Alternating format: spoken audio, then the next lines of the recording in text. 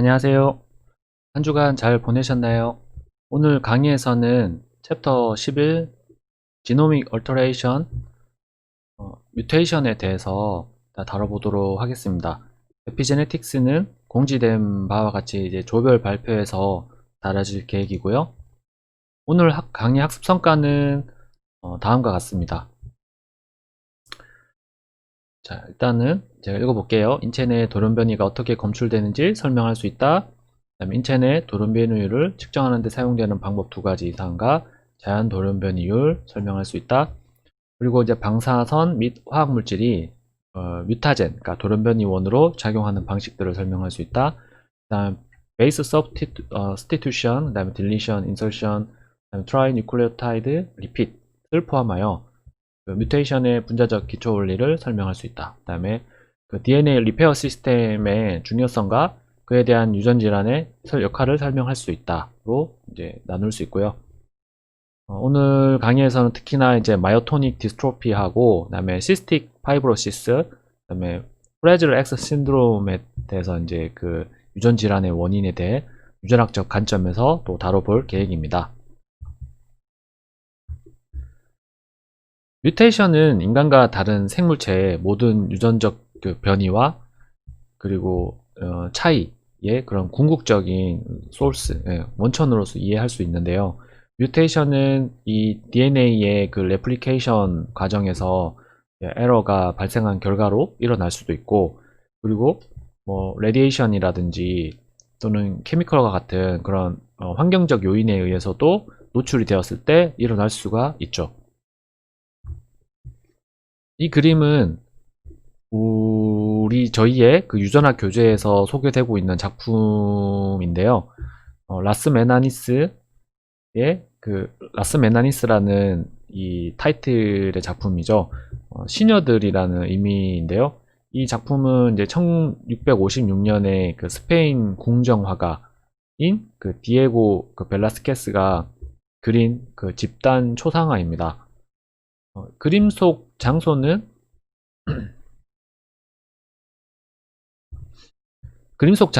이제 마드리드 알카사르 궁전에 있었던 그 벨라스케스 작업실이고요. 이 5살짜리 그 마가리타 공주와 그리고 그 주변에 있는 이제 시녀들이 이제 앞부분에 위치하고 있고, 그 다음에 이제 그 외에 다른 이제 궁정인들을 이제 작업실 여기저기에 배치를 하였습니다. 벨라스케스는 여기에 그 그림 받침대인 이젤이라고 하는데요. 이 이젤 앞에 서 있는 그 그렇죠. 자신의 모습도 그렸고요.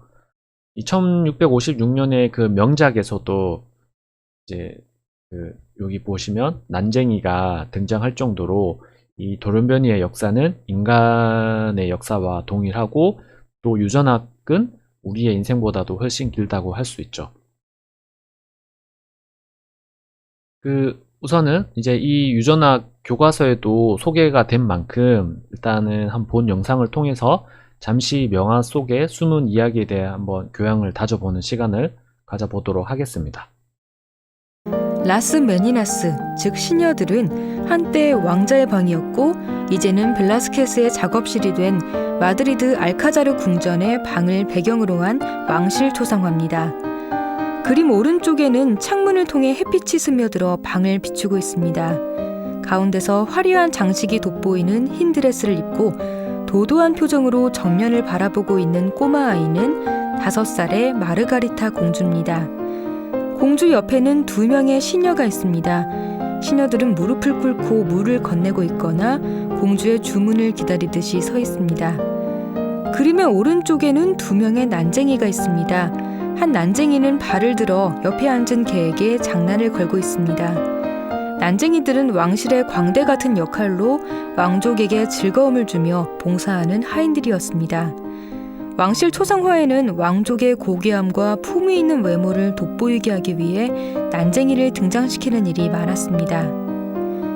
그 뒤에 서 있는 2사람 중 여자는 왕비의 시녀장이고 남자는 확실하지 않지만 왕비의 수행원으로 추정됩니다. 그림 왼쪽에 거대한 캔버스 앞에 서 있는 인물은 화가 자신인 벨라스케스입니다. 뒤쪽에 열린 문을 통해 보이는 계단을 오르고 있는 남자는 왕비의 시종입니다. 그 문 옆에는 거울이 있고 거울에는 펠리페 4세와 마리아나 왕비의 모습이 보입니다. 벨라스케스의 시녀들이 치밀한 원근법과 섬세한 표현으로 찬사를 받으면서도 수많은 해석의 여지를 남겨놓으며 수수께끼 같은 그림이 된 데에는 바로 이 부분에 그 이유가 있습니다. 열린 문을 통해 보이는 계단과 거울에 비치는 부부의 모습은 캔버스의 한정된 공간을 확장시켜 캔버스 너머에 또 다른 공간이 있다는 것을 감지시킵니다.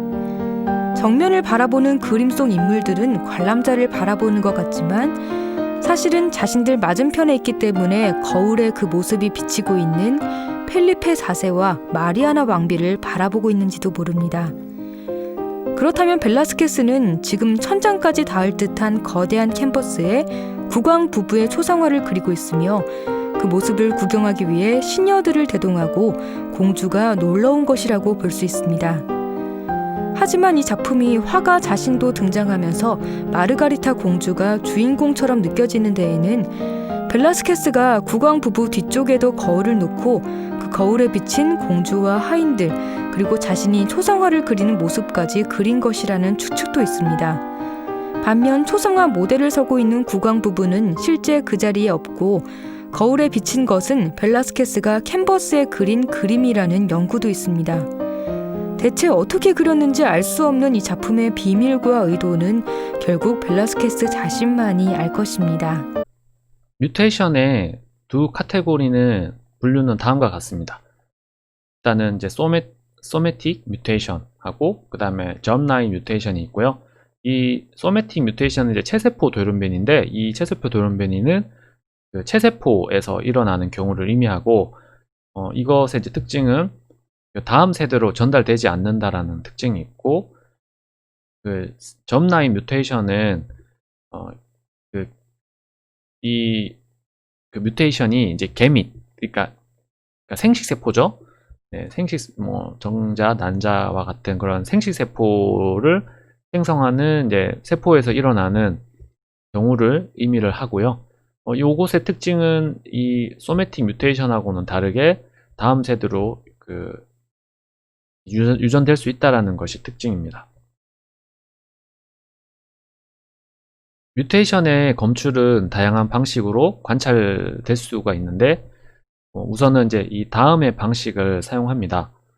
먼저 그 첫 번째로 이 유전 패턴 그리고 피노타입 그리고 이제 생화학적 특성 그리고 이제 리살리티 그러니까 치사율의 그 정도의 방식을 통해서 이제 검출을 합니다. 페디그리 어널리시스 그러니까 가계도 분석을 통해서 그 풋 블리스터링 그러니까 물집인데요. 또는 이제 수포 질환인데 이 풋 블리스터링을 이제 유발하는 유전 질환의 그 가계도 분석의 예를 이제 들어보도록 하겠습니다. 먼저 여기에 이제 그 풋 블리스터링에 이제 그 유발된 사람의 경우에는 이렇게 이제 검은색, 검정색으로 칠해져 있습니다. 이 풋 블리스터링에 대한 그 제시된 이제 이 페디그리를 분석해 봤을 때 이 풋 블리스터링은 그 다미넌트 뮤테이션일까요? 아니면 리세시브 뮤테이션일까요? 네, 제가 10초 시간을 드릴 테니 여러분이 지금 가계도 관찰을 한번 해보세요.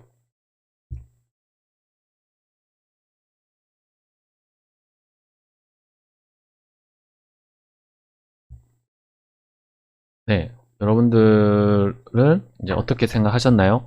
일단 정답을 제가 말씀드리면 그 다미넌트 뮤테이션, 즉 그 오토소멀 다미넌트 인헤리턴스, 그러니까 상염색체 우성 유전입니다.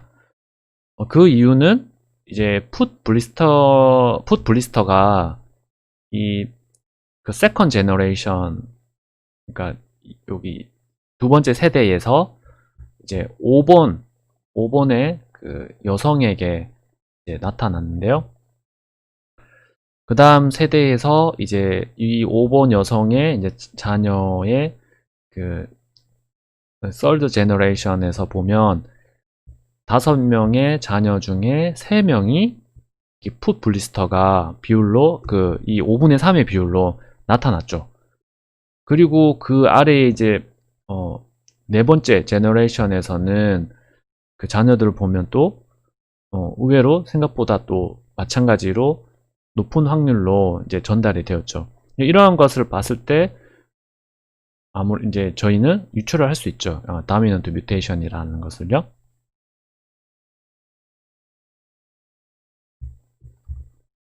자, 그 다음에 두 번째 퀘스천인데요. 그러면 이 다미넌트 뮤테이션은 검출이 쉽습니다. 그 이유는 무엇일까요? 제가 또 생각할 시간을 한 10초 정도 드리도록 하겠습니다.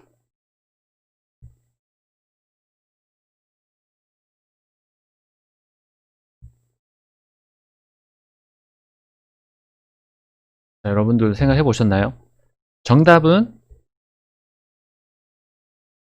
바로 이 뮤테이션이 쉬운 이유가 그 헤테로자이고스 컨디션에서도 피노타입이 발현되기 때문이죠. 그래서 이제 쉽게 검출이 이제 쉬운, 그러니까 이러한 다미넌트 뮤테이션의 검출이 쉬운 편이고요. 이 이제 가계도를 한번 봤을 때 합당한 설명으로는 이 물집을 일으키는 이 다미넌트 어릴 그 대립 유전자의 뮤테이션 발생은 어디에서 생성이 되었다고 하는 게 합리적일까요? 네, 일단은 이제 그 세컨 제너레이션의 이 5번 여성에게서 발생했다라는 것이 아무래도 이제 저희가 합리적인 추측일 것입니다. 그러나 이제 또 불확실한 면도 있을 수가 있는데 그 어떤 거냐면 이 5번 여성의 전 남편이 만약에 질환을 가지고 있고 현 남편이 이제 질환이 없다고 한다면 그러면 이 넘버 5 여성의 뮤테이션만 있는 것으로는 그렇게 있는 것으로 보여질 가능성이 있다라는 거죠. 그래서 이러한 부분에서 이제 페디그리 어널리시스를 할 때는 여러 가계도의 확실한 것들을 이제 추적을 해야 됩니다. 자, 그리고 리세시브 뮤테이션의 경우는 검출이 이제 더 어렵습니다. 그랑 검출이 더 어려운 이유는 무엇일까요? 바로 이 리세시브 뮤테이션은 오직 호모자이고스한 컨디션에서만 검출 가능하기 때문이죠. 그래서 특히 이제 이러한 열성 돌연변이 경우에는 그 발생 기원을 확인하기란 앞서서 이제 발생 기원을 확인했죠, 저희가. 하지만 이런 열성 돌연변이 같은 경우는 그 기원을 확인하는 것이 매우 어렵다고 할 수 있습니다. 자, 그리고 이제 섹스 링크드 리세시브 뮤테이션, 그러니까 반성 열성 돌연변이의 또 그 발생 기원을 추적하기란 또 훨씬 더 어렵다고 할 수 있는데 이게 훨씬 더 어려운 이유는 무엇일까요? 바로 이 가계도에서 그 뮤테이션이 오직 남성에게만 일반적으로 표현되기 때문이죠. 여기 그림에서 보시는 것처럼 일단 이 유전자를 이 X 링크드 같은 경우는 여성의 경우는 이제 하나를 가지고 있으면 보인자, 캐리어 그냥 보인자로 머물지만 남성은 X 유전자, XY 유전자에서 X 유전자가 하나이기 때문에 이 유전자를 가지고만 있어도 바로 이 피노타입으로 이제 나타나는데 어쨌든 이러한 이유 등으로 바로 이제 일반적으로 이제 남성에게 표현이 되는 이유 때문이죠. 이 챕터 4에서 이미 설명이 이제 되어져 있는 요 챕터 4에서 이미 여러분들이 보셨을 텐데요. 이 가계도를 보면 이제 헤미자이고스, 그러니까 단일 반성 유전자를 가진 그런 남성은 어떻게 되나요? 딸에게 이제 그 형질을 물려주어서 이 헤테로자이고스 형질을 이제 딸은 가지고 있죠. 그래서 이 그러니까 세컨 제너레이션 이 여성의 경우에는 이 유전자를 가지고는 있지만 그 피노타입으로는 발현이 나타나지 않죠. 그래서 캐리어, 그러니까 보인자로 머물지만 이 세컨 제너레이션에서 이 보인자의 여성의 자녀에서는 아들에게서는 보시는 것처럼 이렇게 이제 그 발현, 이 피노타입이 흔하게 이제 발현이 될 수 있다라는 겁니다.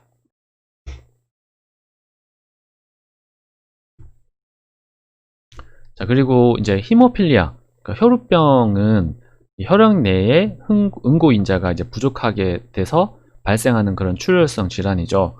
이 혈우병은 당시 유럽이 각 국가의 왕실끼리 이제 결혼하는 그런 풍습에서 여러 왕가로 이제 퍼지게 되었는데요. 그림에서 이제 보는 바와 같이 이 빅토리아 여왕의 이제 자손들은 당시 유럽 왕가 그 풍조대로 다른 왕가와 이제 결혼을 하면서 이 혈우병이 그 스페인을 포함해서 서유럽과 러시아 왕족으로 이제 퍼지게 되었습니다. 그 빅토리아 여왕은 이제 즉위 21년 동안에 이제 아들 넷과 그다음에 딸 5명을 낳았고, 또 이 분들이 특히 이제 딸들이 그 스페인하고 독일, 러시아 왕실로 출가를 하게 됩니다. 따라서 이제 빅토리아 여왕의 유전자도 그 유럽 왕실 여기저기 이제 퍼지게 되죠. 그림의 가계도를 보았을 때 빅토리아 여왕은 혈우병 보인자일 가능성이 높다고 할 수 있습니다. 그림은 이제 빅토리아 여왕 그 페디그리 가계도를 나타내고 있고, 이것을 이제 X 링크드 리세시브 그 트레이트, 그러니까 X 연관 열성 형질로 이제 정리를 할 수 있습니다. 혈우병은 러시아, 스페인 등 이제 서유럽의 왕족으로 그 퍼졌는데, 아마도 이제 이 빅토리아 여왕에서 유래됐을 것이라는 것이 이제 확률적으로 높아 보이죠. 빅토리아 여왕은 자식 중에 그 3명에게 이 히모필리아 이제 혈우병을 가진 그 돌연변이 유전자를 이제 전달을 하였습니다. 이 여왕의 그 아들 1명은 실제로 혈우병을 앓았으며 2명의 딸은 헤테로자이고스, 즉 보인자였습니다. 그래서 이 유전자는 X 크로모젬에 위치하고 있고, 따라서 그 리세시브 X 링크드 어릴을 생산하는 그런 돌연변이는 주로 이제 페디그리 가계도, 페디그리 가계도에서 남성을 이제 조사하면 이제 검출을 할 수 있죠.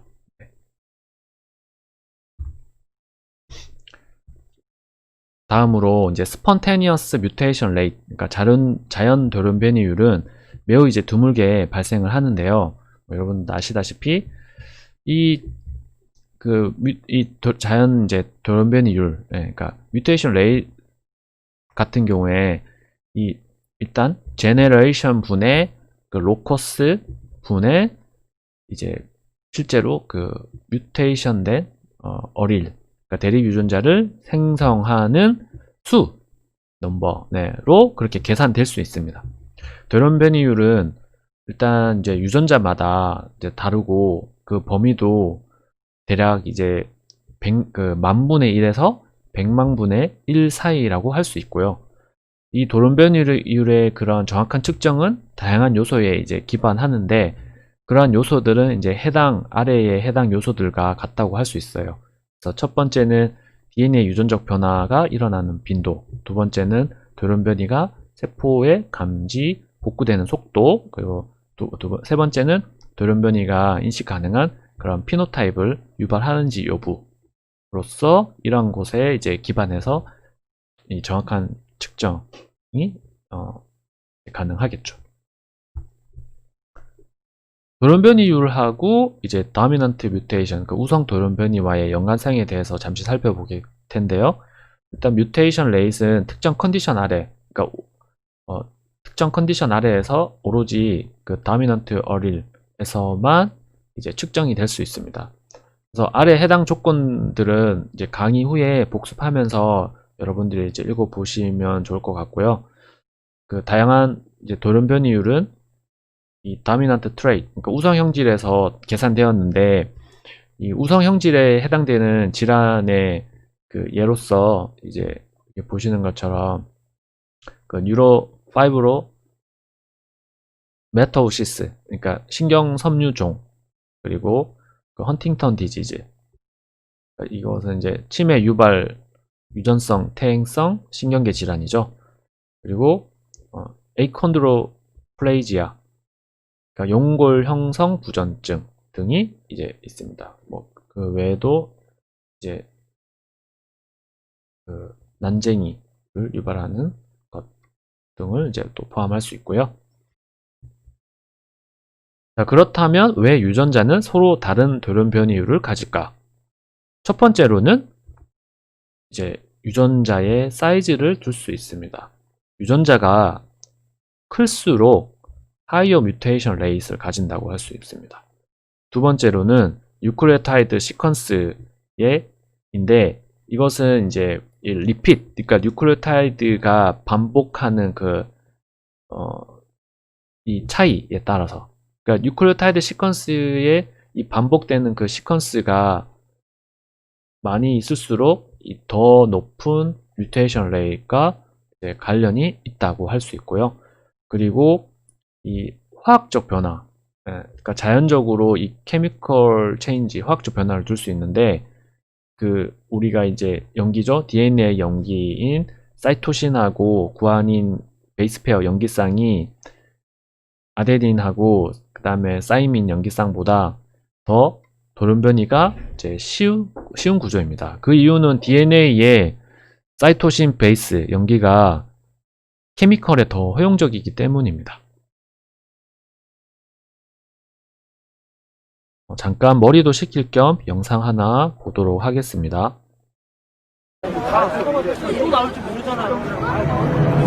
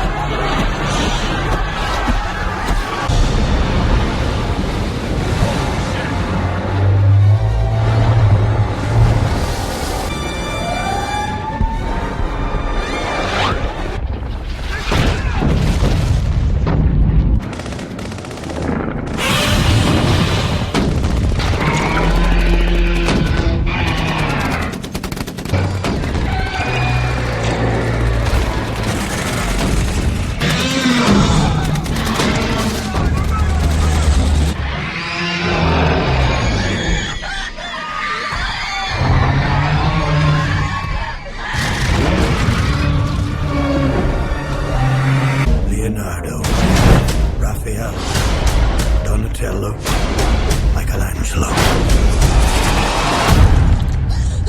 No, chill. It's just a mask. See? Don't freak out. 자, 영상에서 나온 첫 번째 영화의 한 장면입니다. 그리고 이 이미지는 이제 참고 영상의 두 번째 영화의 한 장면이죠. 또 본 이미지는 참고 영상의 세 번째 영상의 한 장면이죠. 자, 많이들 아시겠지만 영상에 나온 그 영화 타이틀을 이제 순서대로 괴물, 그다음에 고질라, 닌자 거북이죠. 이 영화의 그 공통점은 무엇이고 또 이 유전학 강의하고 어떠한 관계가 있길래 제가 이제 언급하는 것일까요? 바로 공통적 키워드가 뮤테이션, 그러니까 돌연변이이죠. 그리고 그 뮤테이션이 된 원인은 환경적 요인이라는 것이 이제 공통적 사항이라고 할 수 있습니다. 그렇다면 이 영화의 등장인물은 어떻게 뮤테이션이 되었을까요? 괴물을 일단 순서대로 보면요. 괴물은 이제 독극물이 원인으로 나오죠. 그래서 영화 초반에 보시면 주한미군이 그 하수구로 포름알데하이드를 버리는 장면이 나옵니다. 그리고 고질라의 경우는 그 레디에이션, 그러니까 방사선이 원인으로 설정되어 있죠. 그리고 이제 닌자 거북이도 레디에이션이 이제 원인으로 그렇게 설정되어 있습니다. 제가 이제 이 영화들의 그 뮤테이션을 언급한 이유가 바로 이 뮤테이션의 원인으로서 인바이러먼트 팩터를 공부할 시간이기 때문입니다. 첫 번째로는 다들 많이 아시다시피 레디에이션이 있죠. 이 레디에이션은 이제 전자기 에너지가 공간 또는 그 공기 등을 이제 이동하는 그 과정을 의미하고 이 생체에 그 데미지를 이제 일으킵니다. 레디에이션에 의해서 생성된 이 아이오나이즈드 몰레큘하고 그 다음에 이 프리 레디컬 자유기 또는 활성산소로 그러니까 볼 수 있는데 이러한 것들이 DNA에 이제 뮤테이션을 일으킬 수 있고요. 세포에는 그 리페어가 즉 복구 시스템이 이제 존재를 하고 있는데 만약에 이제 뮤테이션이 복구되지 않으면 세포는 이제 사멸하거나 또는 암으로 이제 진행될 수가 있습니다. 그 마블 영화에 이제 헐크를 보셨다면 아시겠지만 이 헐크에서 보면 감마선에 이제 노출된 그 브루스 배너 박사가 신체의 그 DNA의 뮤테이션이 이제 일어나게 되죠. 그래서 결과적으로 이 브루스 배너 박사는 화가 날 때마다 그를 이제 이렇게 헐크로 변신시키는 그런 능력을 얻게 되는 것으로 이제 설정이 되어 있습니다. 그 다음에 이제 인바이러먼트 팩터 중에 또 하나가 대표적인 이제 케미컬들이 있죠. 어떤 특정 케미컬들은 그 DNA에서 이 뉴클레오타이드를 그 서브스티튜션, 그러니까 교체해버리거나 또는 뉴클레오타이드 수를 바꿀 수 있는 그런 위험성을 가지고 있고요. 또 어떤 케미컬들은 그 DNA의 용기를 구조적으로 바꿀 수 있는 능력도 있습니다. 그래서 이렇게 그 뮤테이션을 유도하는 케미컬들을 우리는 뭐라고 부르냐면 바로 뮤타젠이라고 부릅니다.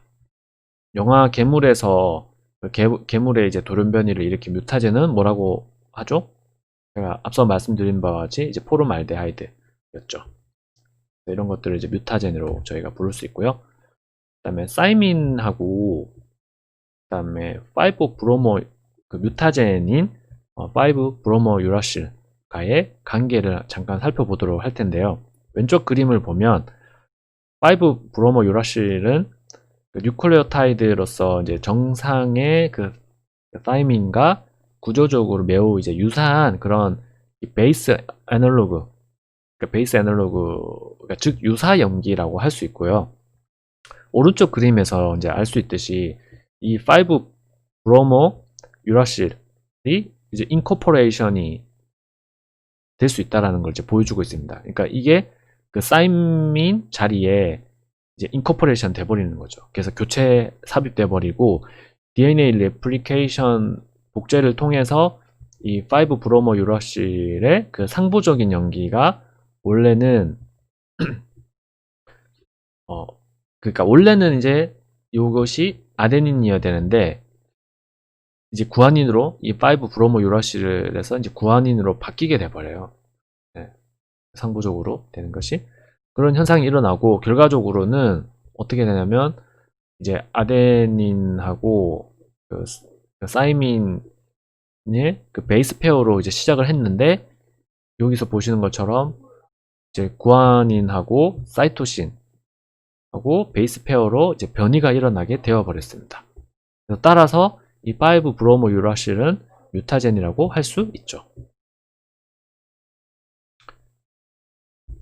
자, 사이토신에서 유라실로 컨버전 되는 경우도 이제 잠깐 다뤄볼 텐데요. 몇몇 이제 케미컬 뮤타젠은 직접적으로 그 DNA의 염기를 수정을 하기도 하죠.